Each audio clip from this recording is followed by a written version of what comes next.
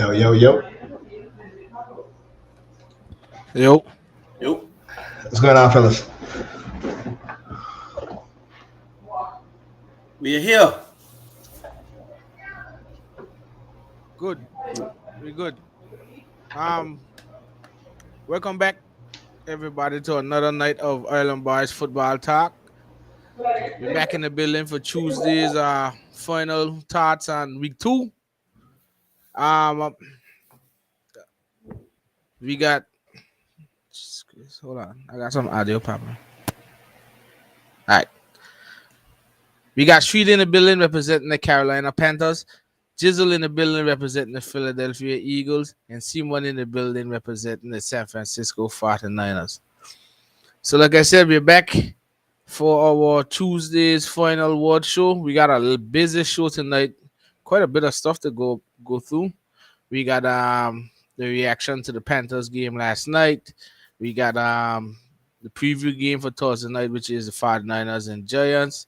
And we have our new topic for Tuesdays now. 3 questions, 3 answers with for each team, as well as our picks for Monday, trash bags, game balls, and game predictions for Thursday. So there's quite a bit of stuff. We got everyone in again, and we're streaming live now on from our YouTube page and Facebook page, and the show will be put on Twitter after. But keep up to date with us on all our social media platforms.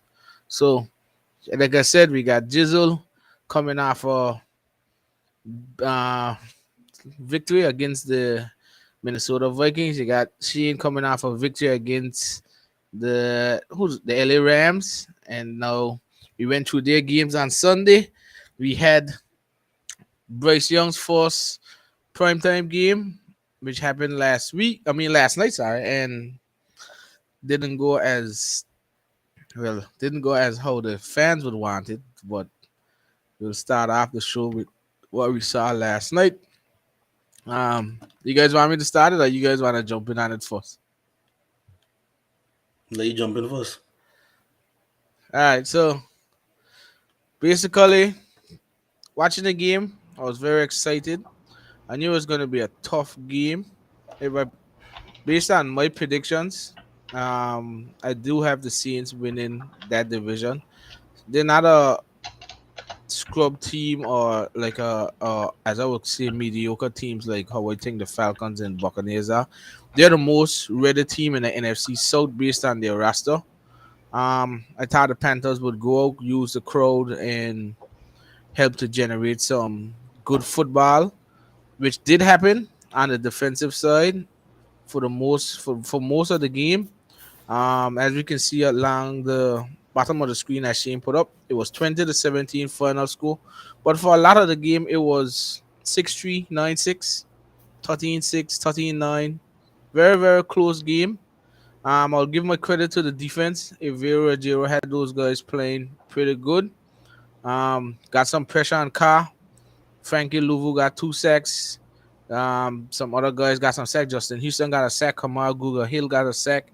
So we were putting pressure on them. Run defense was pretty good for the most part until Taysom Hill come in. Apparently, only the Panthers didn't know that Taysom Hill would run the ball every time he come in.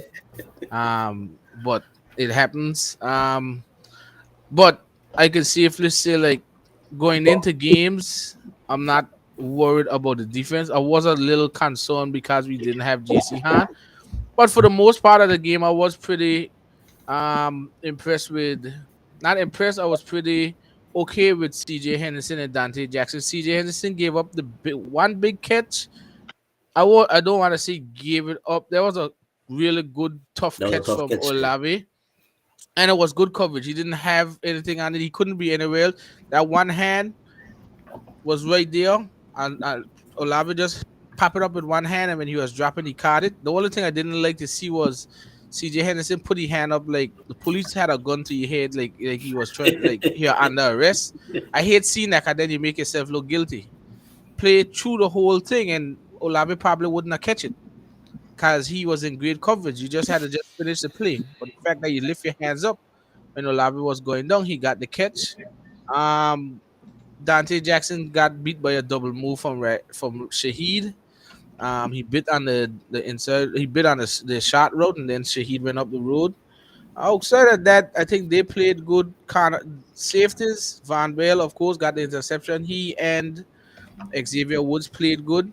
The big hit for the Panthers was Shaq Thompson has a fractured fibula and just did surgery early this month. He'll be out for the season, which is a big loss because he is our emotional leader, the captain. He is the captain of the team.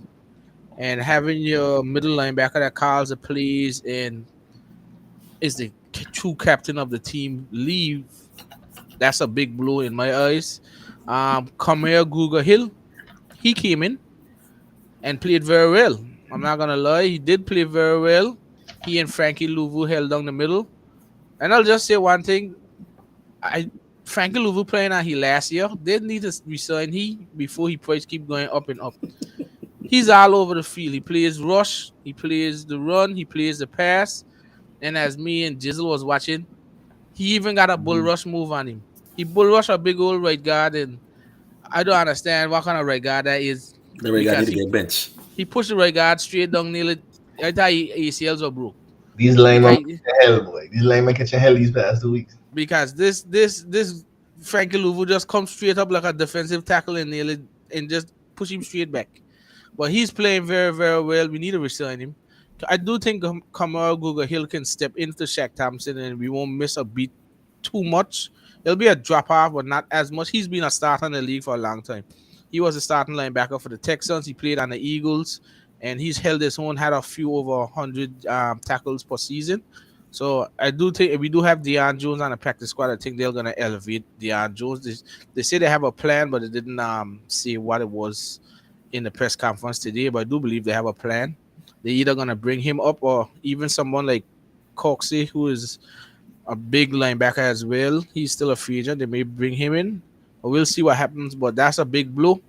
Derek Brown played well up the middle, generating pressure. He was double teamed quite a bit last night.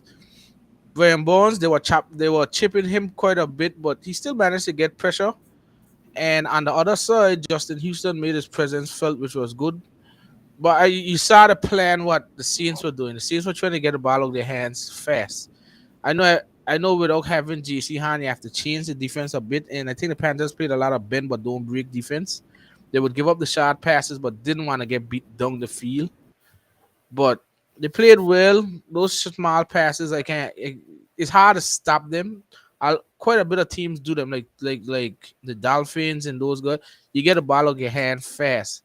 I know that's what Derek Carr was doing. Every time he tried to stand in the pocket, we sacked him 5 times. It's not like we wasn't on the ground. He got 5 sacks onto him. So we were getting pressure and they know they couldn't hold the ball good. So I'll give my credit to where credit is due to the Panthers. But what happens usually typically with the Panthers is the defense plays well for the most part of the game, but when the offense can't generate long drives, you get one out. You saw it in the game last night. We played well up to like 3.5 quarters. And then when we needed a big stop, they just rolled straight down the field and got the touchdown and kind of took the game a little bit out of hand. But you can't keep the thing. You can't keep the defense on the field so long. They played a lot, but they held their own. And I don't have any problems with the defense going forward. I just gotta watch how the injuries are. Now we've lost our captain Shaq, and we lost our number one corner JC Han. So Parsons got to step up, which we got to do. But I still think we're in a good position from the defensive standpoint, which brings me over to the offensive side of the ball. I'm gonna get this out of the way fast because I keep saying this, and for based on social media, what I keep saying, for those fans that got the heart to say Bryce Young is a boss after 2 games, that means you actually don't know how to. You don't ever know a thing about football. Cause we call a guy a boss after 2 games just because he's the number one pick. Two things: your knowledge of football is very bad, and you just use a free media platform just to get it out, and you probably got some mommy daddy issues that you're just trying to get off your chest because You guys can anyone can tell and look at the game. It's not all on Bryce Young. A few things he'll clean up. I think he holds the ball a little too long sometimes. His processing is there. You can tell that the guy knows what he's doing. I was telling KG this. You don't see much rookies change plays at the line of scrimmage. He changes plays at the line of scrimmage. The biggest issue I had with last night was the lack of creativity from the play calling standpoint. I truly believe that Frank Wright is trying to, I don't want to say baby, but probably cuddle Bryce Young and Protect not him. force too much out. Yeah, okay, so that's a better word. He's trying to protect him so he don't end up have to do too much, and then he throws a few picks and then he kills his confidence. But in my eyes, the guy was in Atlanta and he was running the offense. I know. I mean, not in Atlanta, in Alabama. You can't not because I know Alabama's like one of those highest big colleges. Yeah, but they still played good competition. You gotta let a man play game. I know what Frank Wright is trying to do because they asked him today, "You got any idea of leaving Thomas Brown call the plays and this and that?" Frank Wright say it's gonna happen one day, but I believe I'm the best man for the job. No, he could be, but right now he's doing more harm than good, Frank, right? By trying to protect Bryce Young too much. The fact that you had to trade your number one wide receiver, which is DJ Moore, who I think is a number one receiver, and now we got number low end twos and number three receivers. I can't put the stress on Mingo. Mingo is just a rookie playing his second game as well. Thielen is at this point in his career is a good complementary receiver. I'm gonna put it as that. Chark is known for his speed. It's not like he's injured. He had a big season in Jacksonville, but for the most part, he's gonna threaten you over the top. Terrace Marshall, oh, I don't even know if he played last night. I ain't even see. I know he played, but he must have just there as decoration. 'Cause I don't know what's going on. The issue is that when your receivers can't create separation, you're making Bryce Young got to throw pinpoint accurate passes. He can. I'm not saying he can't, but you're making the game harder for him like that because now that you protecting him and then your receivers can't get open, he got nowhere to go with the ball. I would like to see Frank Wright call bootlegs, move the pocket, those kind of stuff, and use the guys like Chenault. Chenault is Frank Wright says Chenault. He can do like a Debo package for Chenault. I got no problem with that. Chenault big. He had a budong. But with 2 touches for the whole game, that ain't gonna work. Chuba Howard had 2 touches for the whole game. Miles Sanders, he played. I know the line didn't do as good last night, but you just can't just. Why I hate to see last night was you go in this big heavy formation with your two wide receivers in a heavy formation from shotgun. Yeah, the Saints stout up front. What he named Cameron Jordan and those guys, Demario Davis, all out. Yeah, mix it up. Try to get some all the yards on first down up to make it 7 and 6, second and 6, second and 5, and them kind of stuff to make it easier for Bryce Young to change what he want. But they knew you're gonna run on first down. I didn't like that. So I think the creativity from the offensive standpoint has to come. And I never picked the Panthers to go Super Bowl this year. So I can't tell fans how to feel or what the expectation is. My expectation of this year was that because the defense was good, we would be in the playoff hunt for wild card spots, not the division. I did say 10-7. I still believe it. But I do know it was going to be tough because one, he's a rookie. Bryce Young is a rookie. I don't care what no one say. I don't care how good he was. He's a rookie. I had something I was going to send Shane so he could pop up on the screen, but I could still show it from I could still say it from my phone. I don't know if you guys recognize. So all rookies. Andrew Luck had 18 interceptions in the first year. Jared Goff had 5 interceptions in the first 3 games of his career. Matthew Stafford, first year in the NFL, he went 2 for 8, 13 touchdowns, 20 interceptions. Trevor Lawrence had 7 interceptions in the first 3 games, 12 touchdowns, 17 interceptions in the first year. Joe Burrow had a 52 quarterback rating in the first year. Eli Manning had a 48% completion percentage in the first year. Nobody does tell you that when you come in your first year, you can just come here and win a Super Bowl. It's hard. It's hard for thing. Same thing we were talking about last night. CJ Stroud is top 5 in passing yards. But you know why? Because the team always done so big, they could just pass, pass, pass. They go away from the run, and then they just playing prevent defense and not get beat over the top. Of course, he can have it. Oh, Anthony Richardson looks so good. Yeah, he running up and down. He can pay the price for it, and look what happened. You think this running up and down gonna happen all the time? Look what happened. Somebody nearly kill him out there. He probably got concussion by now.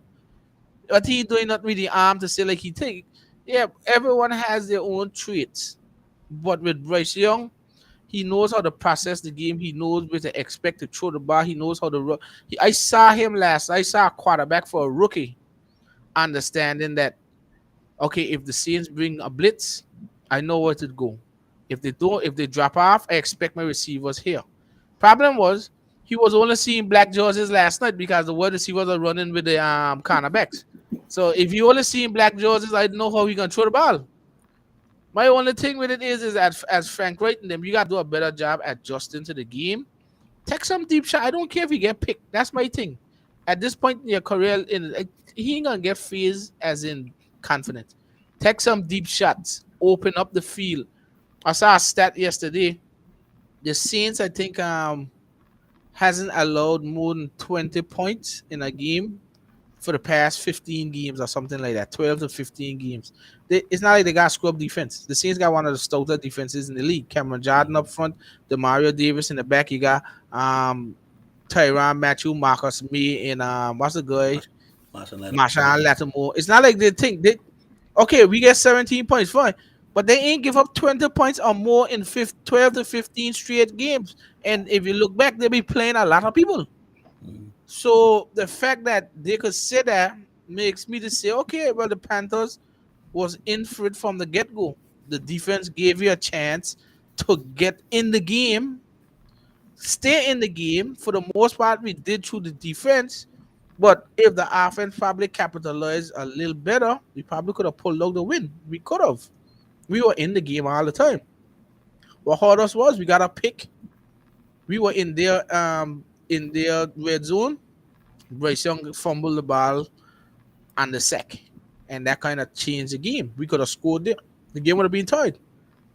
If Olave didn't get that catch, they wouldn't have scored a touchdown that time. They would have had to punt it. The game could have changed. It's these little simple factors that happens.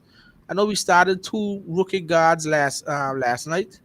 Zavala, he played with Icky, so that's going to be the left side of the tandem. I'm just hoping that Austin Carr would come back fresh after week 4 with his ACL, and he mans the right side. But there's players to run. I think Frank Wright and them got to give Bryce Young some more freedom to play quarterback, because the issue with it is that the more protecting you do, the more you hurt the team. Because right now, the Saints were just playing man-to-man street and telling you, well, beat me over the top. But we didn't take the shot. The one shot we take, what happened? Paulson or Debo get called for pass interference on DJ Chark. Don't be afraid. Do some play. I like that they do that bunch formation. But those guys got to run the routes better, because only Thielen was running Chris routes. DJ Chark, he's not a famous route runner. He can try to beat you at speed. There were some few players. Mingo got open. He dropped a catch, and then he got open. But Terrace Marshall got to do a better job. Utilize your tight end. Hayden Hurst was the most targeted receiver on week 1. He had almost 1 or 2 targets last night. You got to utilize those guys. Like I said, we played a very, very high defense last night. Give credit to the Saints. We got the Seahawks next. Seahawks just give up 30-something points against the Lions. I know the Lions is a thing, but it's going to be easier than the Saints. The Saints stiff. The Seahawks, you should be able to open the offense a little bit more. But how I feel after 2 games, I don't feel no way. I reckon with Bryce Young. I like Bryce Young. I think Bryce Young going to be a real good player in our franchise quarterback. We got to get him some more receivers. But I do believe that he has what it takes to make it in the NFL. So watching the game, I'm disappointed that I always want to win. Did they expect us to be like this? Offensively, I did expect us not to be as efficient as how some fans would think. it's still a growing process for Bryce Young and those guys. It's a process. So it's gonna take some time. You can't expect 2 games in Bryce Young to throw 350 yards and have 3 touchdowns. It don't work like that in the NFL so easy. So we could ask CJ Stroud. He threw for 333 yards, but his team get blown like but 30 to 40. It could happen. The only reason Anthony Richardson got a win is because he played CJ Stroud last week. Mm-hmm. If he played somebody else, he might have been 0-2 too. Mm-hmm. That's the thing. The thing about it is that football is a fun sport. Teams that own 2, we never thought of being on 2. Teams that 2-0, we never thought of being 2-0. That's what football is. You just play. I know based on our schedule, we got a few things that we gonna have to deal with. We got the Seahawks and then the Vikings. But the schedule in the second half gets very easy. We play CJ Stroud, we play with Hudson, and we play some other easy scheduled games. So I think we could capitalize. But let's refocus. Get it okay. Get a taste out. It happened. I just don't understand why we playing a 1 o'clock game in Seattle next week. That don't make no sense. That should be a 4. That should be a 4 o'clock game. What game? It's a 4 o'clock game. Should be No, it's 1. It's 1 o'clock. I just checked it at 4. 4 or 5. What the hell I'm saying 1 o'clock for? Oh, maybe because they 1 o'clock on the from a different time zone here. From a different time zone. Yeah, okay. Well, that's good. Because I want when I read the thing today, whoever write that put 1 o'clock. I say, but that make no sense. Why them playing 1 o'clock out there on the West Coast? But yeah, hopefully we keep the progress going. My goal is to see Bryce Young develop more and more as each time goes, and once he starts to kick in, it gonna work. I think it gonna work. I see too much of the film to know that he is good at what he does, but it's a transition. Can't just expect him to go and just dominate. That wasn't Bryce Young, but he knows what he's doing. So I can see some stuff that I like and that's gonna be good. But just let him just open it up some more and let him just be let him be himself. I think you're just trying to make it a little too specific for him, and he just trying to make the perfect throw because nobody open. But we'll see how it goes. Week 3, uh, panic meter is low. 2. I ain't panic. I think we still got what it takes to make some runs. And teams own 2. A lot of teams start own 2 make playoffs still. Mhm. So it ain't like I think. Unfortunately, those are 2 playoff games. Those are 2 division games. So you got to catch up in the division, but you still can put out some good football. It's 15 more games to put out. So I ain't worried about that. I just need to see the offense just kind of open it up and be more creative as we go forward. Outside of that, defense is fine. Just to keep capitalizing, but offense just keep going and just keep taking it a step in the right direction. All right, so I got my word out on that. Jizzle, you wanna jump in on that? Yeah, I mean, you see, the defense played good in that game. What's his name? Ivero. You could Mhm. tell like he knows what he's doing and he knows how to call a defense. Other than some other coordinators like what I had last year. But I'm gonna take a shot at him all the time. But you can see that he had players in position regardless of whether down or distance. I think they only gave up what the 2 big plays was the one to Chris Olave, which was a somewhat of an acrobatic catch. Yep. Like you said, if CJ Henderson actually played throughout the whole play, You probably wouldn't Chris, get it. Chris Olave would probably wouldn't gotten that catch. I think Yeah, the next one was when Dante Jackson got beat on a double move. a double Other than move. that, yeah, there wasn't much big plays given up by the by your defense. Um, I think it was a tight game throughout the first half into the second half. I Yeah. think the defense held their own. I think the only thing was, I guess, Ivero forgot who Taysom Hill was and what Taysom Hill could do, which is just run the football and a Just little want gadget plays, and he that's just about want it. to run. Yeah, Right, he gonna exactly. pass it. Right. I think because I think a lot of the first downs were picked up on Taysom Hill in that game. Mm-hmm. But the defense played great. I mean, I wasn't expecting the defense to play that good, being that you have a first-year defensive coordinator. You could tell that he actually knows what he's doing. as a coordinator. On offense, kind of disappointing from Frank Wright because he's a more offensive minded type of head coach. You think that he would actually come up with a decent game plan to actually get a quarterback comfortable in the offense, kind of get him in a rhythm, whether quick pass plays, hurry up offense, play action, bootlegs and stuff like that. So I Yeah. think I kind of expected Frank Wright to do a whole lot better. But I think later, I think like you said before, I think he's kind of cuddling, protecting Bryce Young a little bit. But sometimes you gotta let the quarterback go, let him go and see what he can do. I think that what it is. Yeah, Yeah, I think deep down they kind of know that we don't have the legit receivers we want now that we have now. So I don't want to force Bryce Young to do too much. Let me just try to simplify it and have him play. But the problem is if your receiver still can't open, you gotta get more yeah, creative. exactly. With the sweeps, jet sweeps, running back sweeps, like you said, bootlegs, play action, something, even a read option now and again, or something like that to get Yeah, the offense going. Now, even hurry up, no huddle. The best way exactly. to slow down a pass rush, especially the Saints got a good pass rush, so then that pass rush is going to huddle. I agree. I think he did actually do a few bootlegs A and few had some like, good throws to Chalk and Thielen, but they just never stuck with it.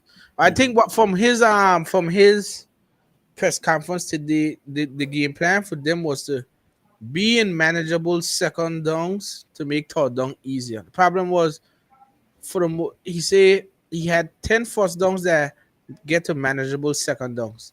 But he also had 10 first downs that we had to start at first and 15, first and Right, 20, or second and long that kind of throw the rhythm off for Bryce Young and the rest of the offense. No one likes to start second and 13 and right, first and 20, first and 15. It throws them off. When you don't have the playmakers either, it makes it a lot harder. Because, like I say, the man was manning up everybody. Them players zone a few times to try out Bryce Young, but for the most part, the man manning everybody up. hmm So they rely on them. They rely on the defensive front to stop the run and just make everybody man up and say you gotta try to beat us. And right. unfortunately, like somebody say, our separation was in the negatives, not in the positives, because we are going backwards. So I don't understand how it is. And you can actually see that you guys are missing that number one receiver, somebody who could Yeah. create separation on their own, I mean, I wish especially in DJ man Moore. coverage. I wish DJ Moore was still here to help Bryce Young. Unfortunately, we Mhm. had to put him in. No, he even was out there in Chicago, but we got to see how. Like I said, I think they're looking at how the future plays out too, because you got a cap room. You got like the T Higgins and those guys that's gonna come out this year in free agency because they can't have the, and you got a deep class of receivers. So Mhm. I think they're looking at it that way because again, Thielen to the two, he can only be a complimentary receiver. You hope Mingo turn into the next AJ Brown, but you're gonna take some time. He's a developmental person. Chark is on a 1 year deal and Terrace Marshall on a 1 year deal. So you know you're gonna have a revamped offensive Right. set of skill players next year. This year you just gotta get Bryce Young to be as comfortable as possible playing. Which for the most part, you don't see him phase. You see him smoky face like, man, I wish I had that throw or stuff. But he doesn't look phased as in I can't this too big for me. He knows what he's doing. I would like to see him run a little bit more sometimes. That's what I would like him Mhm. to do, just so that the defense gives them something else to keep them eye on. Your defense could be honest. Yeah. Yeah, because from time he started do those little runs when they went, you see what happened when they play man to man. Nobody was hmm spoiling Bryce Young. He got some big runs. So the fact that you can do that, it can give them another element of looking. Gotta watch out for Bryce Young. He moves, somebody spoils, somebody else could get open. Little stuff like that you should help him with. I think Frank Wright and them, as they go on, hopefully they expand, and I hope that they do. But last night's game was a little too protective in terms of how you should be playing. Not for the number one pick. Yeah, I think just let him play. Just let him ball. He'll make his mistakes. Who doesn't? hmm But you gotta let him play.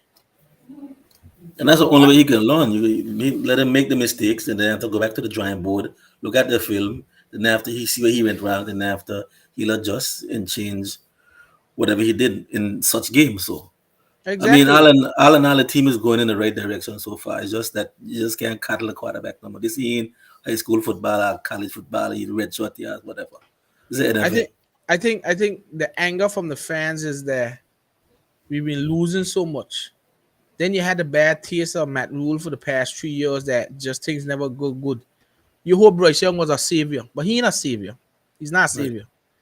He's not the savior. So get that out of your head. It's just he gonna get through. He gonna get through it. But I think they're expecting things too fast.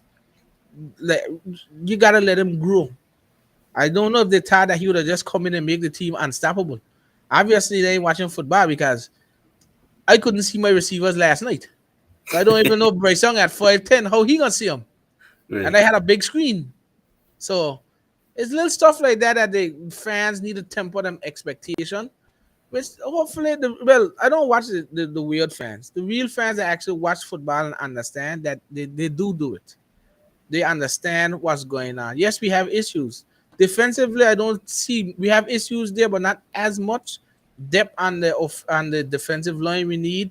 And I would like some more depth on the cornerbacks. Now that loss with Shaq Thompson is big, but the problem lies more within the offensive side, the line continuity, the play calling, and then just getting Bryce Young more comfortable in the game. I would say if you can fix those little stuff, then you move in the right direction.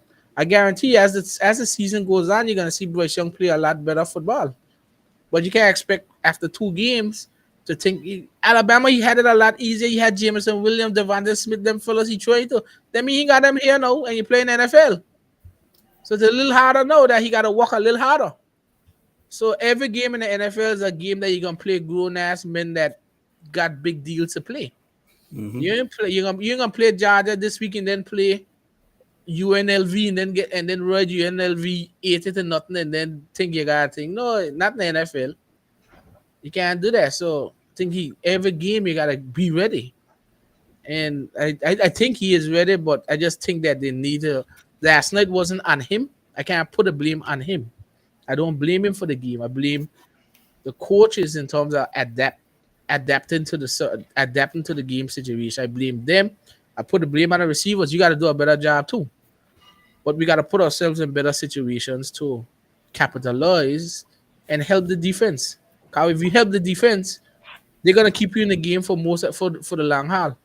Then you can win some games. But our offense got to be efficient and capitalize on times that the defense play well. So we just got to see.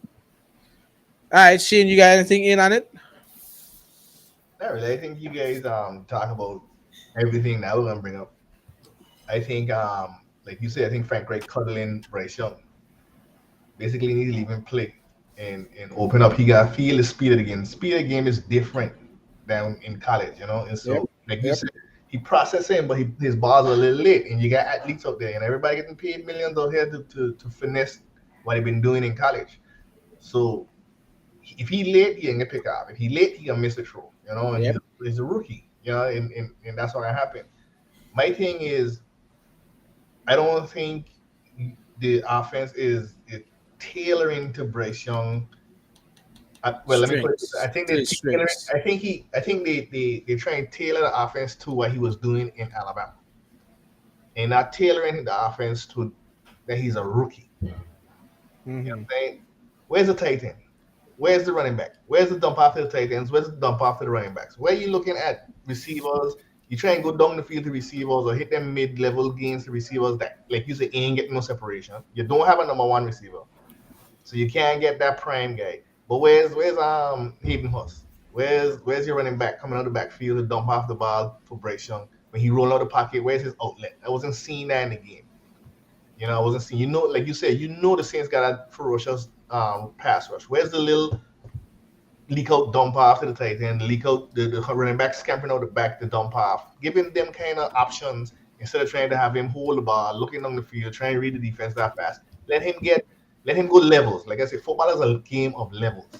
You take short, medium, deep. sharp, medium, deep, and you walk the ball along the field. And I think that's what they need to do is stop thinking about trying to hit the I ain't gonna say home run plays because he wasn't really going deep, but just stop trying to make him run these routes or try to analyze these routes that you know he ain't gonna have time for, especially being a rookie. You know, yeah, he's number one, Yeah, but he's not freaking the next coming of Tom Brady right now, right now. You know what I'm saying? He has to grow into that, feel it, warm him up into the game, get him comfortable, and then he'll adjust. So I just I think that's why I think Frank Reich like protecting him, giving him these longer balls where he could roll out the pocket and then throw the ball on the field, but leave him stand tall in the pocket and dump the ball off to the running back out the backfield, get a couple yards, dump it off to the tight end, see what defense giving you, and then leave him comfortable enough where he can understand and see what's going on and leave him make the decisions. Like you said, rookie changing play on the line, you don't see that, right? So you already see that exactly. command the offense. I mean, he was in Alabama. They play pro style football, so he had to command that offense. And they ain't playing against no scrubs. They're playing against LSU's and those Georgias and them kind of teams. So he game for what could come after him. He Yeah. access the speed. So but you gotta leave him there comfortable, and you gotta give him the outlet passes, let him get warmed up, see the speed, feel it, and then leave him go at it. I just think that's the problem. Like you guys were saying, your defense, I think, was the game was tight, and And throughout the whole 4 quarters, all at the end, when we gave up the touchdown, they went up 20-9. right. But it was 13-9 for the whole most of our game. And then you gotta understand too, it's a divisional game. I don't care how good your quarterback is, it's still a divisional game. Them divisional games don't tend to be tight, no matter what. So it's like I agree with you completely with the fans. The fans need to just relax and go drink a beer or something and watch the game. He might come out the next, like you said, he get past this first wave where he's stealing, and then later on in the end half of your season, you might see really what you put your money in with the first round pick. So I still got to win that division because the two teams that beat I wasn't really impressed. But my thing about it is like I just say, in the past 12 to 15 games, the Saints ain't allowed more than 20 points.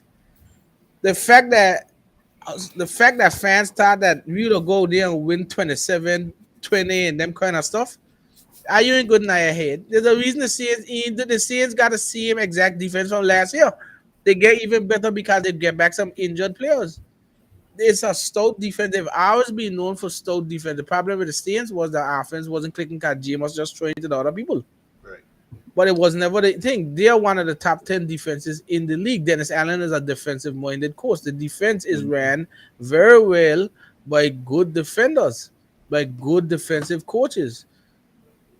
Like that's where, like I say, if you could have maneuvered a little bit around as the offense, you in the game because our defense, punk in my eyes, and they keep you in the game. The fact that we always was on a third and long and never had a chance to leave Bryce, call an option or something on third and 3. And so that's why I said I couldn't understand why Frank White keep trying to run it on first down when he wasn't getting no yards. Throw a small, as you say, throw a small little hitch route to horse. Get about 4 yards. Now you're on 2nd and 6. You got more to work with. Don't just run it and you get negative 1 yard or you only pick up 1 yard. Now you're on 2nd and 9, and more than likely they know you're gonna pass because the run game ain't gonna do nothing right there. Now if you're on 2nd and 5, you have the option of play action, you have the option of jet sweep, you got option all kind of stuff. Then change it up. Like I said, fans want too much from Bryce Young too early. I want more from the coaching staff. You can't bring a coaching staff here that got Thomas Brown, Jim Caldwell, Josh McCown, Frank Wright, and then gonna give me that type of game offensively. I would understand if Bryce Young was throwing some passes and he walking out and say, I like this. But the fact that you just making this game so easy for the defense and then expecting Bryce Young to be the savior, it ain't gonna work. So I see a lot of fans killing Frank right now. And remember I said last night too, I need a young Sean McVay kind of thing. The problem is you got it. You got Thomas Brown. All those motion plays you see is Thomas Brown. He get that from Sean McVay. He blending in. He motion with Frank Wright offense. Problem is, I just think you just ain't creative enough. You gotta change it the way that you're gonna do it. If we can do that, I think we'll be better in the next game. but just don't make it so easy for the defense sometimes. So we'll see. We'll see how it goes. I like you said, like you just say, you gotta let a man play and be comfortable. I ain't worried about how he plays. He's gonna get there. Like you, like as same thing she said. He's gonna get there. Just let him play. The goal for him is the first few weeks. Let him get as comfortable as possible. He needs to catch up with the speed. The speed he gotta catch with. Once he get there, he good. Next year, guys, he receivers he could get, and you're balling. But for this year, the more comfortable he can get, and like I just say, I don't who first year quarterback went to the Super Bowl. I ain't know none. None. I ain't know none. Most first year quarterbacks suck. Derek Carr was there saying, look at David Carr. Them nearly killed he the first year. He never was the same. Mm-hmm. And then they had a time that Derek Carr was on the sideline and he was hearing like fans bashing Bryce Young. And the sideline reporter said they saw Derek Young shaking them head and say, these fans don't really know how hard this game is to play at quarterback. So imagine as a rookie. Right. Exactly. It is hard. It is hard for those guys. So fans want, they're so loose to use as kids. You would tell you with the Eagles, we don't settle for mediocrity. But we've been losing so long, I think the fans had enough of it. And Bryce Young was supposed to be the savior. And the fact that he ain't come out saving nobody, Yeah, but you don't. is different. You don't come out. You don't come out the gates. Don't come on the great You singing. know what I'm saying? You're coming gates swinging. Ain't no But quarterback. that's the thing. The thing about it is they see Anthony Richardson running for a touchdown. They see CJ Stroud throwing for 300 yards, and they feel, oh, Bryce Young is the worst quarterback of the thing. But exactly, I was just going to say, but what the record is, I see somebody say, oh, if CJ Stroud had this same defense, he'd have be 2-0.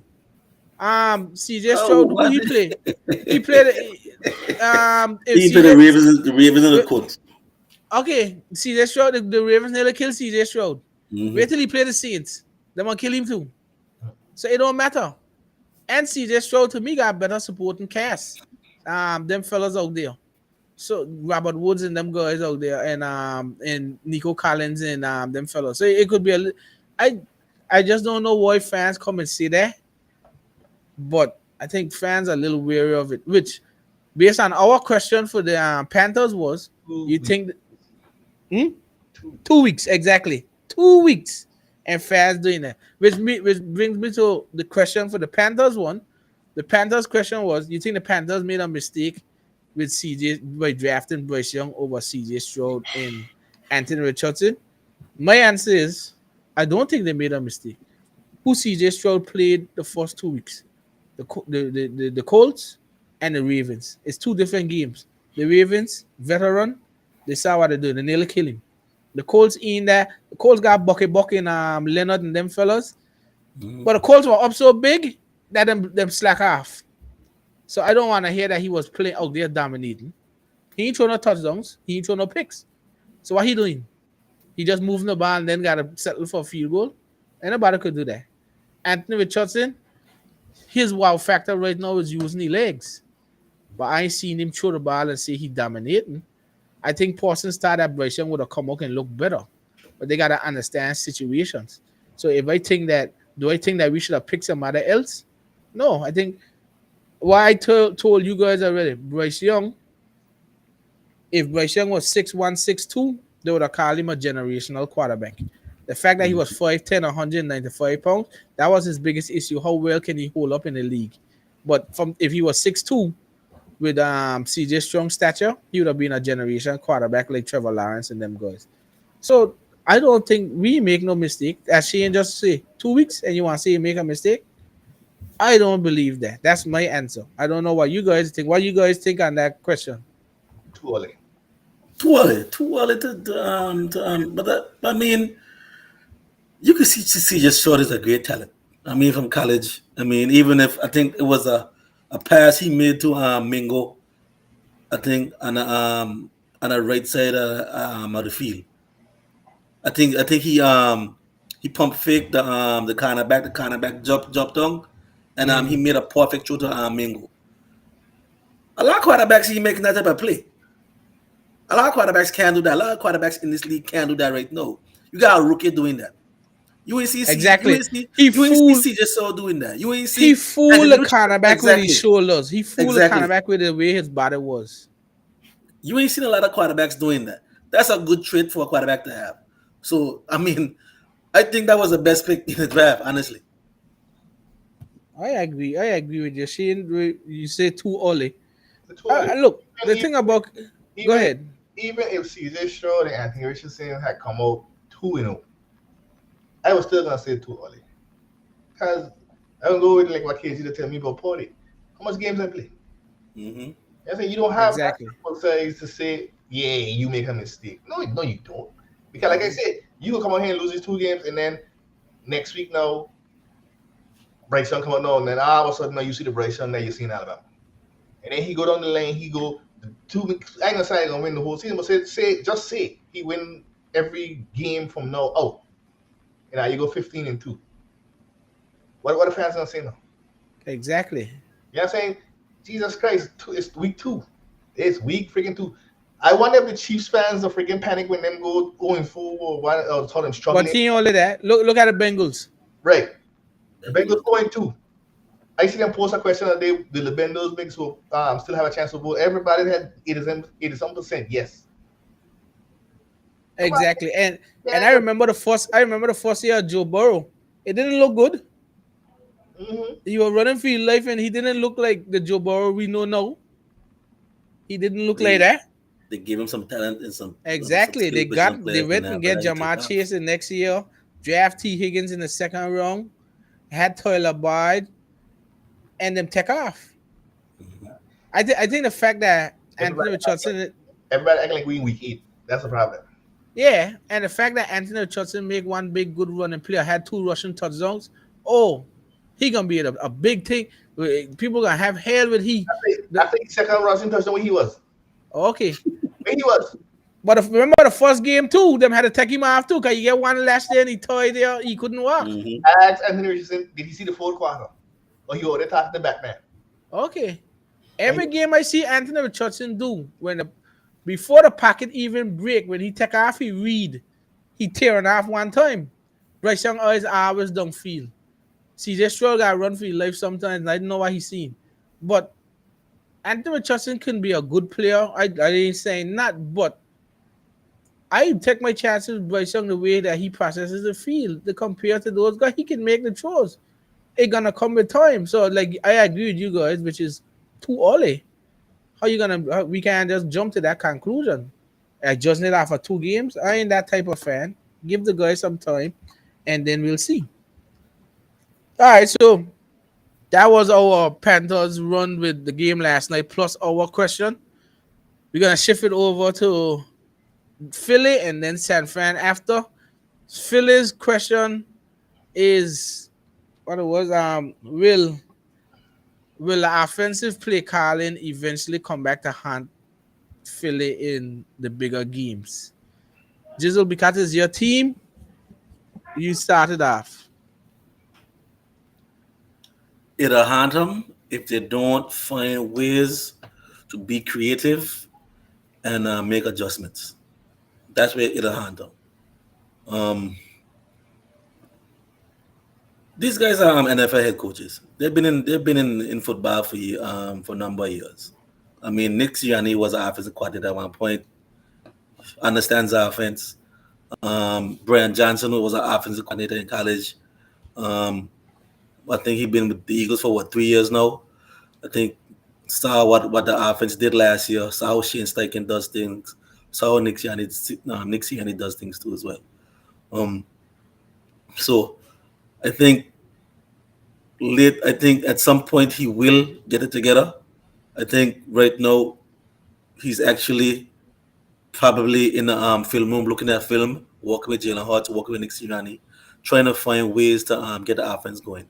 But it's also knowing your personnel, knowing what you have on that squad, which is a great offensive line, good skill position players, and at the wide receiver position, a great tight end, and you have a very good running back in DeAndre Swift. And like I said before, I think on Saturday, DeAndre Swift should be your first string running back. We saw it.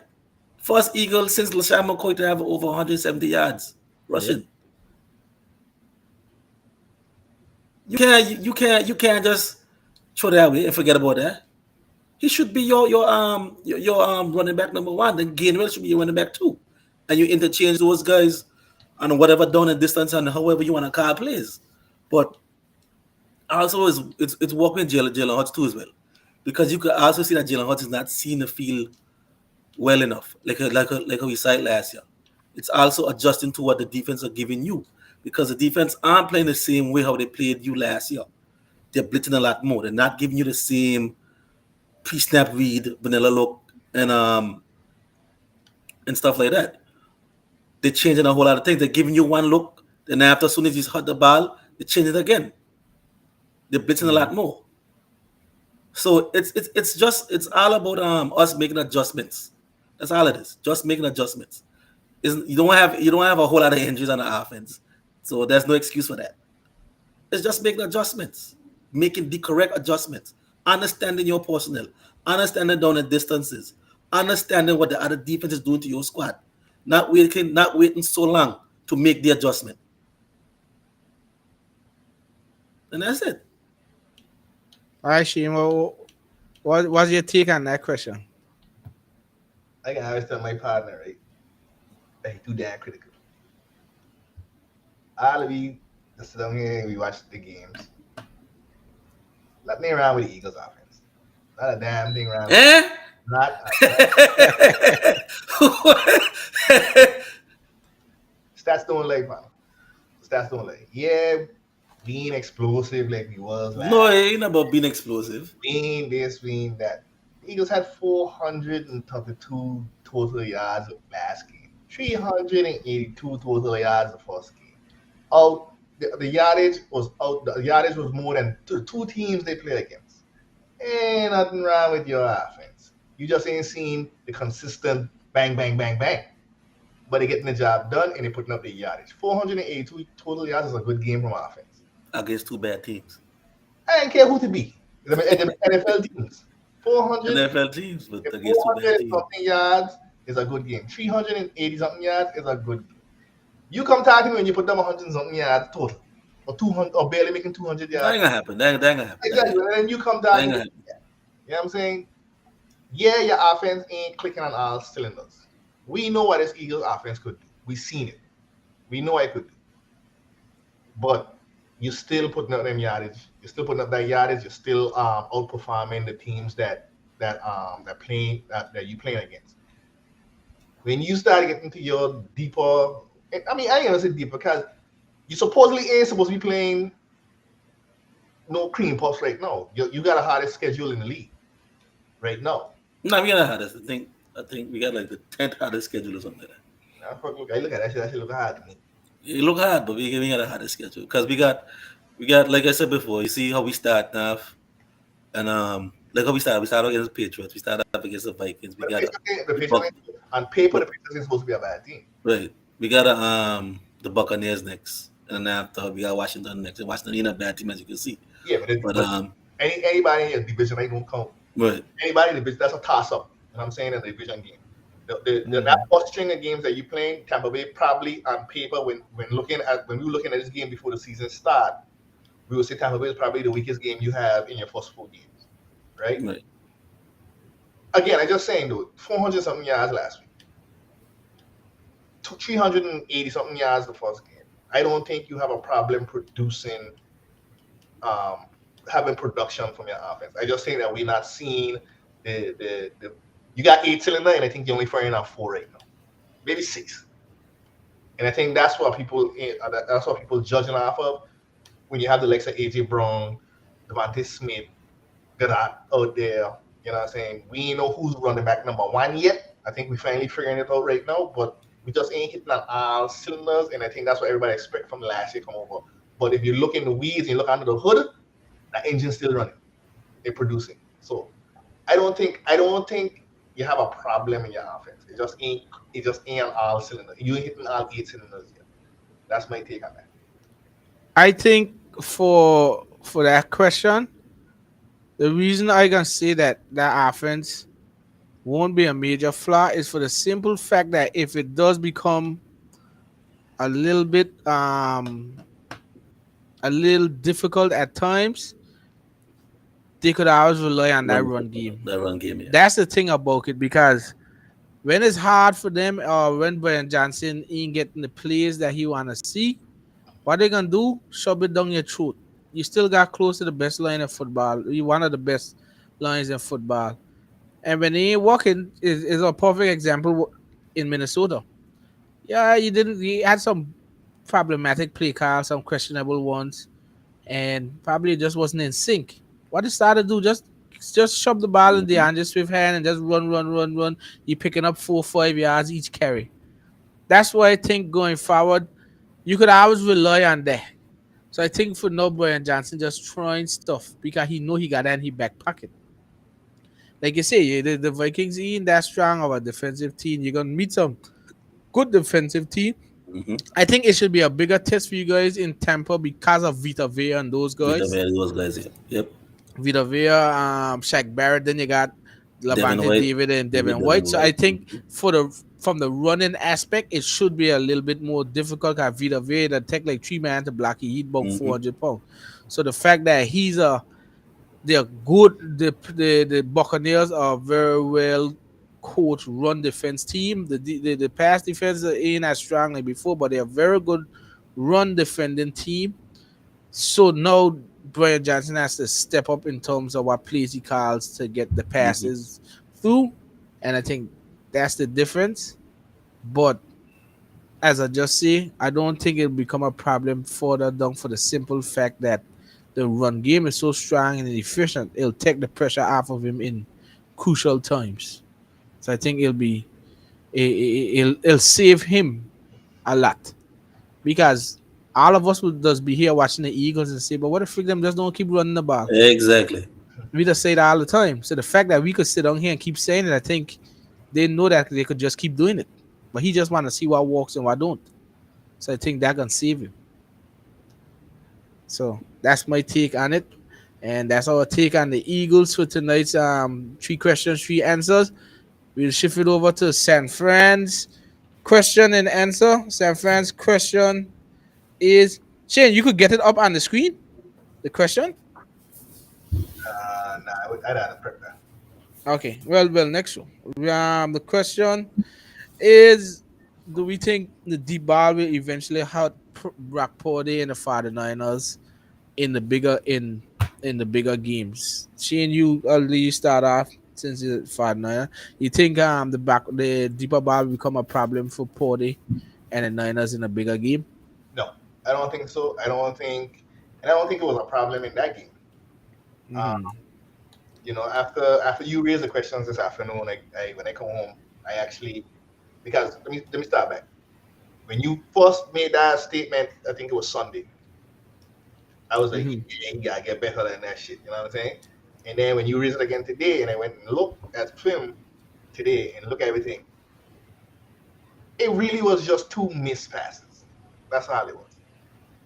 I think I was watching Baldy, and the throw that he hit, he went deep and he hit Joanne Jennings. The one that he completed Joanne Jennings, that was a deep pass, and that hit Joanne Jennings right in his hand as a back shoulder pass deep with the kind of back, had to turn around.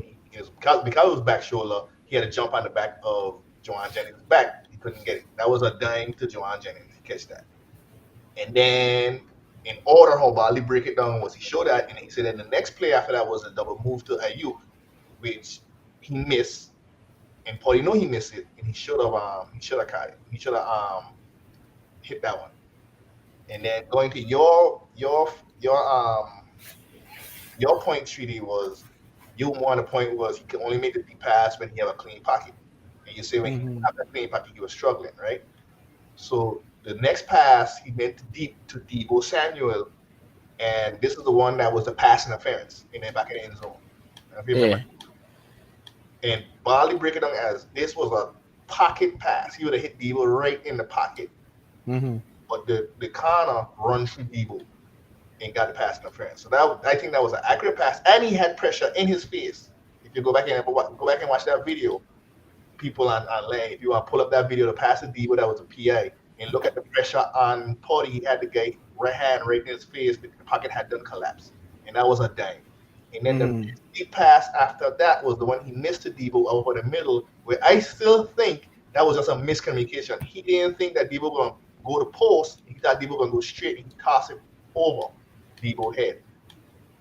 But I think if they were on the same key, he'd have hit it. So I don't think we have a problem with the deep passes. He didn't have no problems last year trying to deep passes. I think we're fine. I think it was just 2 missed passes. Again, I get back to my point. Porty hasn't lost a game. Porty out there looking like Mr. Perfect from wrestling in football, manipulating Shanahan offense. If Porty slip and sneeze, the media gonna blow up on Porty. Cause everybody waiting to see the 7th rounder, Mr. Irrelevant, show, like we talked about another show why he was picked number 7. Yep. It's out there. We all know why he got picked number 7, because you don't get picked number 7 in NBA's grade, and nobody ain't pick you up before that. So we know it out there. Is Shanahan offense covering it up, shading it up? Yeah. Right? Probably. But everybody waiting for that to happen, and that's why everybody picking at him. I don't think we have a problem. I think he's just defined. Quarterbacks make mistakes. Mahomes misses deep throws. Brady missed deep throws. Drew Brees missed deep throws, and nobody didn't panic. Why all of a sudden our lights are Porty because he missed 2 deep throws? You know what I'm saying? So that's where I'm going. I don't think we have a problem. Your question, Shridi, with the deep throws with pressure, I think that's still to be determined. But making the deep throws on a whole basis, I don't think we have a problem. Mm-hmm. All right, Jizzle. I think it'll only be an issue would be if he can't hit it consistently through the season. That's when it'll be an issue, because we all know that we've seen the game manager before in Jimmy Garoppolo, but we haven't seen a quarterback in the offense actually take over the offense, like, you know what I mean, push the ball on the field and make some big plays and come out and have a big game, like a 300 something yard game, a 4 touchdown game, and stuff like that. I think Jimmy had that's Jimmy had a but not like stretching the ball along the field. Right. You know what I mean? So I think that's what everybody looking at. I think it's just looking at Porty hitting the receivers in stride. You know what I mean? Going deep down the field. I think that's where it'll only be an issue if he can't hit it consistently. Because we've seen him hit the shot intermediate throws consistently. We've seen him hit the shot the shot throws consistently too. We've seen him hit the throws where he's a receiver is stride for stride with a cornerback and stuff like that. But we haven't fully seen him hit a wide open target streaking down the field. I think that's what we haven't that's what we haven't seen. I think that's what we need to see, the consistency of him doing that. I think that's why I said it'll only be an issue if he can't hit it consistently. And like I said before, you gotta wait for a whole season to see that. And I got pick out for you what you're saying too. And because of the offense that we have, where Shanahan don't really go deep that much, when it comes times to hit that deep throw and you have the opportunity, Right. You have to hit it. Right, exactly. Right? You have to because when you start to push the ball deeper, the defense starts to, instead of playing underneath, they start to think about the ball going deep, and they start to second guess. The defensive coordinator too. We start to push the defense further back a little bit. Then after, you open up your offense a whole lot more. I think there's a whole lot more potential to the fight, and there's an offense that we haven't seen as yet. And I think it will be either Porty or whoever the quarterback is to unleash it. And like I said before, you got a whole season for it. And he will have to hit it consistently for you to say, okay, this is the guy to actually push us over the top. But I think if he can't hit it consistently, that's when the defense is going to be like, shoot, this dude can't get a ball down deep to a wide open target. We're going to just press. We're going to press our game and play tight. See, and I agree and disagree, right? I agree that when you have the chance, you have to hit it consistently. Right. I disagree with the point where the defense don't play like he can't show it deep. He could show it deep. Right. He just ain't hitting. Right. Just hit the target. So, but you don't want, as a defensive coordinator, you don't want to be that guy that I can just. You don't want to be that defensive coordinator and say we gonna play 8 in the box. We don't believe Porty go deep, and then Porty go deep and hitting on your ass the whole time. He can't throw the ball. Remember, he overthrow these guys, and he underthrow. Right. He the same Jimmy. Jimmy would have underthrown. Mm-hmm. Then he overthrow them. He has the arm. He just needs to hit. There's an accuracy. That's where everybody. I think that's where we get the narrative with the accuracy. So I don't think he has a problem going deep. I think is connecting with the receiver, like KG said, the accuracy, connecting with the receiver consistently. It's gonna be the telltale. And if he could do that, that'll open up the finals. Because now you have to think, but we can't play Porty up close because Porty gonna take it down the shot. If Debo, Ayuk, or Kittle run down the field, you better run with them because Porty can put it on them. And you can see he's scared because the first game against the Steelers, he went deep to Ayuk in the corner with Patrick Peterson all over Ayuk, and he put it right in his chest. You know what I'm saying? So that's why I feel like he could do it. He just missed them 2 throws. You know, if you go back last year, McCaffrey running on the sideline against Tampa Bay, he caught him in stride. Ayuk with the move down against Tampa Bay again too, he was wide open down. There was 40, 50-yard passes down the field to those guys, and he hit them. I just going back on the fact with the accuracy, I know the one to Ayuk was accuracy. The one to Debo, I still believe wrong.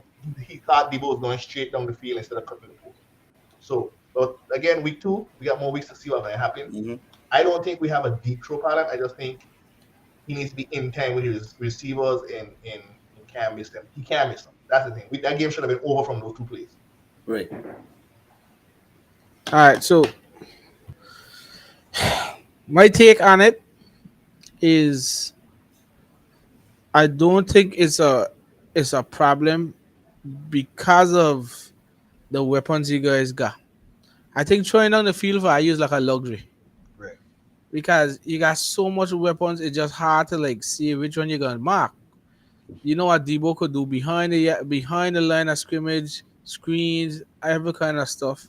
Ayuk is a more natural receiver. Jennings is a tall down, big receiver. Then you got McCaffrey and Kittle. The fact that you got so much, even if you're playing underneath routes, you can't mark everybody. You try to go man to man, somebody gonna win them assignment. So to throw down the field sometimes is just a luxury, just to tell people, hey, don't think you could just beat me down here. We could throw down the field too. That's why I just don't feel like, yeah, he didn't hit him, and I looked at it and said that could be a concern if you're in a shoot. At that point when it was with the Rams, it was a shootout, and it was like he need to hit them throws. Right. How well we know the Rams would keep up? We don't think so. Against another team that can score easy, then you'd be like, he gotta hit that because they gotta score too. Right. But I don't think it's a problem for the simple fact that the 49ers got so much weapons. The McCaffrey to run the ball and catch, Ayuk, Debo, Jennings, Kittle, Elijah Mitchell, all of them, that throwing down the field ain't even a priority for the 49ers. They get the ball in the playmakers' hands and keep going until somebody actually stop them underneath. Then you get concerned that if Porter missing the throws. The fact that, like you say, as both of you guys say, the sample is still too small to put everything on Porter to say he can do it or he can't do it. But Shanahan has done a great job of just leaving him navigate the field, the ship in front of him, and just execute. He didn't. If we recognize the 49ers, they don't have to go down deep, Basically, they don't have to go deep. You worry about McCaffrey so much, so you're going to bite on the run. You just trade over the linebacker ahead. That's all. And if you don't bite on the run, them run it, he picking up 10, 12 yards. So then you got Kittle in the middle. You got Debo that can do all kinds of stuff. You got Ayuk still out there that can do stuff. And then Jennings is that big guy that can catch the ball in traffic. So it's like, pick your poison. I think a lot of defenses know too. They ain't going to go deep on us, but that mean we stop them underneath either. I think they're trying to. I think for defenses, not the defense. If I was a defensive coordinator, I can try to make Porter beat me on the bigger throws while trying to still contain the smaller things. The final thing, that's why I said a team like the Eagles front that don't have to send pressure. I think that's the bigger issue with that you will see. That's when you discuss the Porter stuff. If someone can send a 4-man pressure consistently, a 4-man rush and generating pressure, then you got 7 dropping. So a perfect example is like how like the Saints. The Saints only send 4 persons and drop everybody, or send 3 persons and drop everybody. Then he may need to make that 1 or 2 deep throws when needed. But the sample is still a little too small to go there and see why he can't do. And Sunday when we talk about it, I did say Shane that this may become a problem. But I ain't say it's a problem, no. Right. But it may become a problem. But again, the Giants, I don't believe that's a test to throw down the field. I mean, they got Leonard Williams and Dexter Lawrence, which is good lineman up there, but I don't know who them corners is. And them give up 31 points, 28 points to the Cardinals. So I don't even care who else In on the the first team. half. And they had The to fact that Joshua Dobbs do that at you, I don't want to hear nothing. So I ain't even counting them as a test. they had to come back. When it gets to a test, then I'll come back and say, okay, Paudy, we gonna have to keep an eye on this. But for now, I don't think it's a problem for the Niners at this point. Based on the question right now, no, I don't think it's a problem. All right, so we had our 3 questions and 3 answers, which we'll do every Tuesday based on what we saw in the game before. That only brings us to our final thing for week 2, which is the wrap up of it, which is our game balls, trash bags, and then Shane will pop up the game picks. We'll go with the game balls first. Guys, I ain't going first. let Well, me see. Okay, I'll Jizzle, you go wanna first. go first with your game I'll give ball? my game ball to the Washington Commanders. They were um they were down, I think, 18 points in the midway through the second quarter. I think all of us were thinking, well, this game is over. Denver's gonna walk through this game, the easy victory. But Eric Bieniemy and the Washington Commanders offense said different. And later in the second quarter, they started to build some momentum, got a few points before the end of the half, and before you know it, they were up. They took the lead later in the second half, and then after that, it was our shoot after that. I think game probably would have been tired if they got it came down to a Hail Mary for the game to get close to being tied and a missed 2-point conversion. But gotta give the Washington Commanders credit. Sam Howell looked great in that game too as well. Eric Bieniemy, you can see he should have had a coaching job by now. Mm-hmm. So I'm gonna give the Washington Commanders a game back. All right. My game ball goes to the Pittsburgh Steelers defense. Considering the doo-doo Pickett duo out there. Try every give up every chance to try to win that game. The Pittsburgh defense definitely still held strong.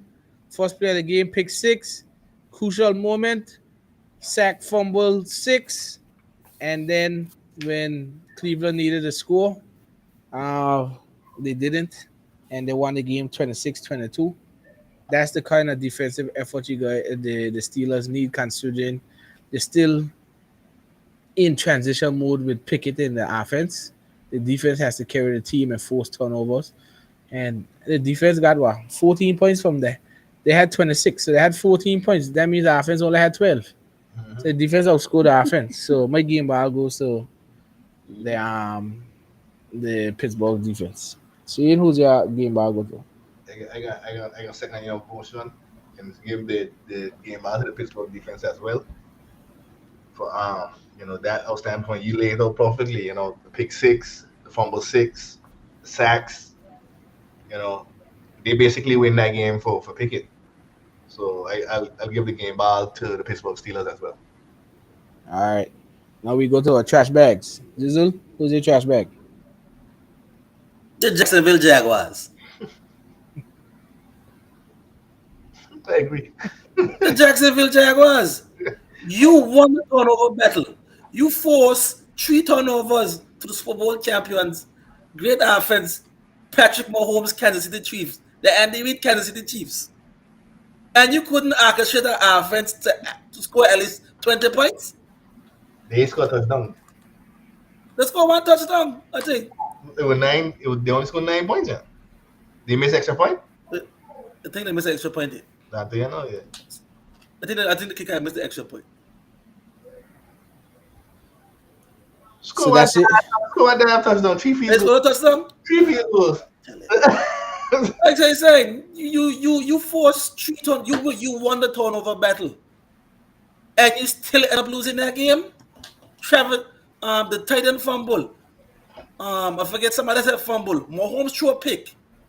I mean, you had the Chiefs on a lot of third and longs, and you still couldn't find a way to execute the offense. You got Calvin Ridley, Zay Jones, Travis Etienne, Evan Ingram. You got a bunch of offensive weapons. The Chiefs got good defensive weapons. Yeah, I mean, Chris Jones came and ran a little havoc there.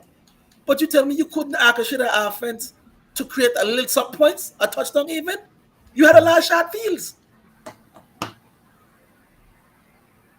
So Dougie P and the whole Jacksonville organization get the trash bag. The doo-doo. Do.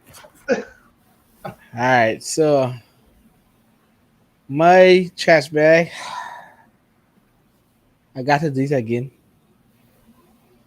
Carolina. No, I didn't get Carolina trash bag yet. Okay.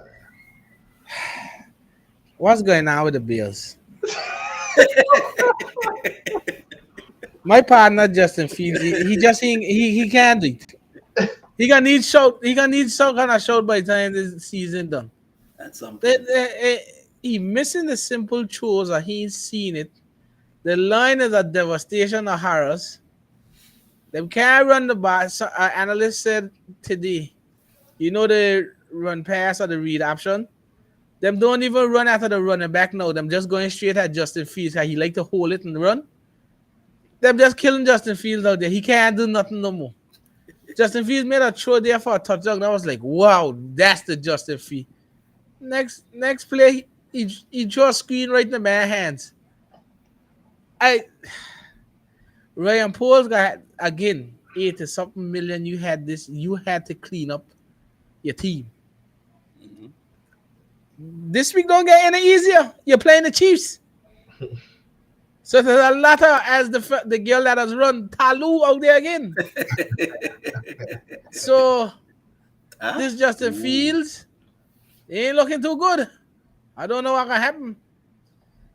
But he got to get, not only he, but Eberflus getting the bigger trash bag. The coach getting the biggest trash bag for me is the coach getting my trash bag, boy, for the Matt Eberflus for the Chicago Bears. That's my trash bag. Shane, what's yours? So I had a tie. But my tie was one half of my tie was Jacksonville Jaguars. So I got leave that one because KG called the trash bag. My next trash bag, that I don't even want to call him a coach because I don't know what he's doing over there. The Chargers coach, Brandon Staley. I confused, flabbergasted. I don't know, but he needs to get an axe, man. He needs to get an axe. This is how much games this man to throw away at the end. Granted, it ain't a playoff game, but he continuously trending this way. When the game's tight, he don't know what to do. It's like he to go vomit in the bag. He got a breathing up paper bag or something. He don't know what to call. He don't know what to do. He can't win the game. Mm-hmm. I don't understand how he still got a job. I don't understand it. And if it wasn't for Jacksonville lackluster performance, he'd get my full trash bag of the week. I don't know. I don't know. Well, you want to be the Chargers? Get in a close game. They're 0-2. 0-2. That's shocking, yeah. All right, so that's our game bars and trash bags, and to officially wrap up week 2. What's our week 2 game picks? What were the results of our game picks? My Pittsburgh pick wasn't bad, eh? Bye. Where my sheets? I went 0 for 2 on Monday night. Oh my. You sting 0 up the, for 2 on Monday night. you sting up the joint. Disgusting. 0 for 2. Ain't move. Might come back. Too rare to end. I tell you. Too rare to end. All right, so Shane took it home with 11. Jizzle had 10 and I had 9. And Shane reads our wrong 2. Shane was one of the pick-ups for the week 2 pick. So congrats to Shane. And then we'll see if he goes on a 2-game win streak or if we dethrone him in week 3. So that's officially the end of week 2. And that brings us to week 3. Normally we would end the show now, but on Thursday, the 49ers is playing the Giants. And we'll do our preview for that game as well, Shane. What are you expecting? Yeah. How about we pissed because the game was too tight last Sunday, and we going up against the New York Giants, who we all know been stinging up the joint here in the last 2 weeks. They were supposed to beat the Cardinals, which they did, but the fashion they beat the Cardinals was totally pathetic. They gave up all them points to the Cardinals. They had to come back against the Cardinals. The Finals ain't the Cardinals. The Finals defense is not the Cardinals. So we put up them 31 points, you ain't coming back on the final. You understand what I'm saying? So that ain't gonna happen. And no, you coming into Levi, our first home game, and you don't have Saquon Barkley. Matt Breida is your number 1 receiver, and guess who Matt Breida? I mean, a number running back, and you guess who Matt Breida used to play for? Us. So who you think know how Matt Breida will play? So I expect a complete domination. The last time we played them, we beat them 36-9. That was in 2020. That was a very young Daniel Jones and a very healthy Saquon Barkley. And I think they probably had what the tight end used to had down there. Right? He was good too. Was it Ingram? Might have been Ingram, yeah. He was Ingram at that time. Might have been Ingram. So, I think we can fluster Daniel Jones. I think you're gonna see the next coming of the 49ers defense after that divisional game. I think we're gonna run them out the stadium. I think I might see a 40 burger. We had 2 30 burgers already. We're going for a 40 burger. And don't let me go call it 50-piece kg. Can we be ahead? We got nuggets. We'll have nuggets on Saturday. We'll have nuggets on Saturday. But I expect total domination. I mean, I just can't see how. Don't see how. Even if Ayuk is questionable with a shoulder injury, but he played the whole game. He was kind of injured. I expect him to play. We might not play him as much, but you'll see him out there until maybe the game get out of hand, and then you'll probably see some. We'll finally see some Ronnie Bell, and then I don't know who's gonna stop McCaffrey once he get past the first level. I don't know who the linebackers are. I don't know who the corners are. So if he passed the first level, I don't know who's gonna stop him in the second level. I don't know who's gonna guard against our intermediate in medium in short game. Kittle has been quiet for the whole season. I think you might see him explode in this game because I just don't see who can cover him. The Giants, they gotta be shitting in the bricks right now on who to cover. They don't have the personnel, and they gotta be really looking at this game like who the hell are we gonna cover? And they probably gonna be focusing on Lawrence and what he named Leonard Fly to get to Party, but I don't see that happening either. Our line has been playing outstanding. Our line played hell of good against the Rams. We did not give up, no sacks to Aaron Donald. And I think that was the best case for them going into this game to go up against Aaron Donald, feel that pressure and that power, to play against somebody else. You know what I'm saying? I mean, the first 2 games were really good. TJ Watt, he had 3 sacks, but he killed our right tackle. Aaron Donald, no sacks. Now you're going up against Lawrence and Leonard Fly. So may God be with him. And I'm glad we're playing in Levi and we're not playing in the Meadowlands because I don't like playing in the Meadowlands. If somebody will come back with an ACL, we're playing in the Meadowlands. We're playing in Levi. It's our first home game. I don't know if Shreedy will listen, but Shreedy predicting a 40 burger partner. And I think the Giants will be lucky if they score a point. Wow. The last time we played them, we beat them 36-9. And that was in 2020. But them say second half, Daniel Dimes is legit. They say the Arizona Cardinals defense. Wow. Well, and I hope I got FedEx, Daniel Jones. Somebody give me address. Let me FedExing some shout from now. Extra straight. And I hope the Giants had us staying competitive in this game. Gone down when the fella twists the ankle. Saquon twists the ankle. Yeah. Because you always got to keep an eye on Saquon. That opens up other stuff. The fact that no Saquon there, I ain't even playing a run. I don't know who else there to run. I ain't playing a run. They got Matt Breida. My 4 down linemen staying there. And if they run over 100 yards, I miss something wrong. But I ain't playing a run at all. So, good luck to Daniel Dime. It could possibly be another shutout.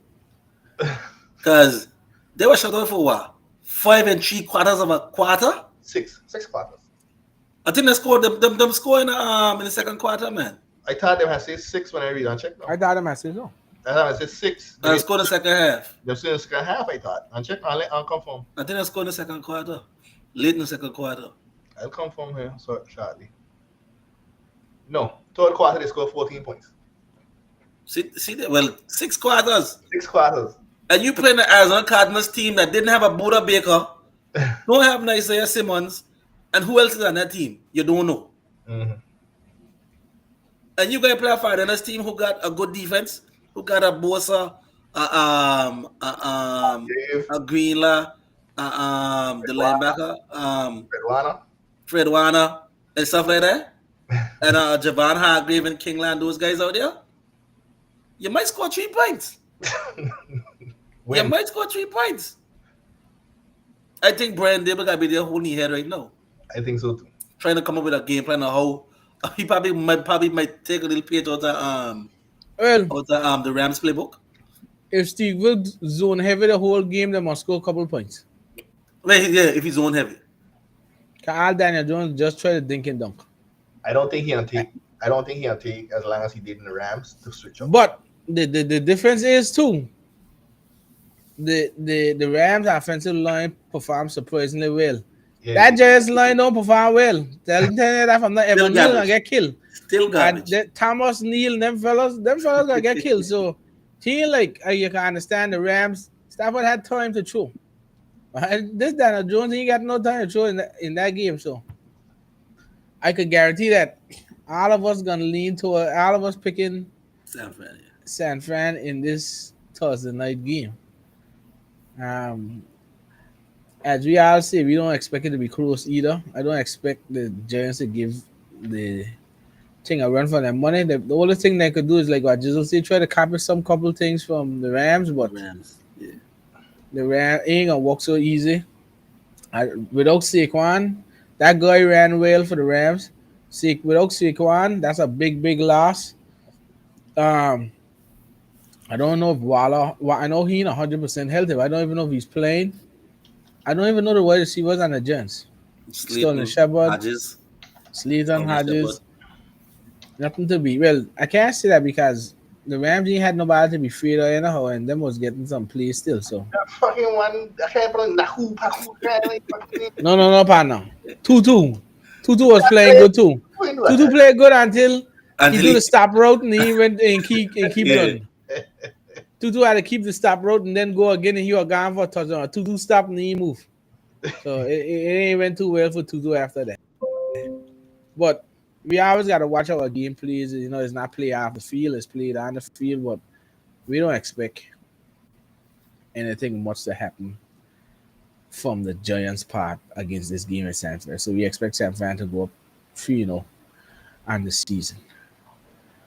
All right, so that brings us to the conclusion of tonight's show. Well, great show as always. Next show is Saturday. It's a game preview, the Sunday games. Just to make it official, everybody can see. Everybody on San Fran, yep. Next show is on Saturday, game preview show, and we'll talk about. No, actually, we'll save Shane talk about the reaction on Sunday. We'll do the Sunday reactions for all the games. Saturday is just the game picks, game preview, final word from me and Jizzle on our game, and then the game picks, and then that's it. And then Sunday we'll have our big post-game reaction. So, tell me your game is KG. He's Monday night. My game Monday night. Okay. So we spread out again. Okay. Yeah. So we'll still do the reaction on Saturday, but Sunday we'll talk about my game and Shane's game. Jesus Christ, got to Monday again. Yeah. Rams and Bengals. The 8:00. I can sleep. Bye. Hopefully, I don't get a anxiety wake up. But weather. We'll see. This gone too far now, man.